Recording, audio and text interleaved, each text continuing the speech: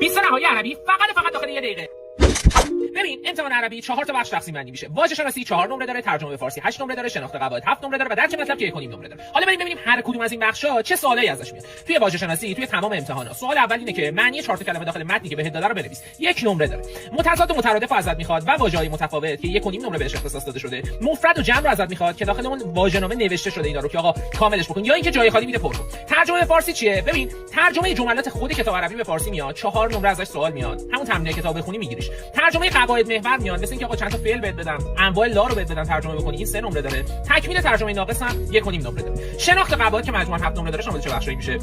ترجمه فعلای ساده که زیر اون خط کشیده، یه سری جمله می‌نویسه، فعلاشو زیرش خط می‌کشه تو باید ترجمه بکنی، این 2 نمره داره. تشخیص نوع و انتخاب نوع فعل 1 نمره داره. تشخیص محل اعرابی یا همون ارکان جمله فعلیه است، اسمیه است، جار و مجرور، این 2 نمره داره. تشخیص اسم فاعل، اسم مفعول و اینا اینم که 2 نمره داره. یه درک مطلب هم که مثل ریدینگ زبانه بهت میدن، آقا یه متن 4 تا سوال درش پرسیده شده، 1.5 نمره اینم جدید اضافه شده. باشه این میشه برگه امتحان نهایی عربی. حالا اگه می‌خوای جزئیات بیشتری رو بدونی کامنت نمی‌خواد. سوال داشتید کامنت پست لایک کن، کپشن رو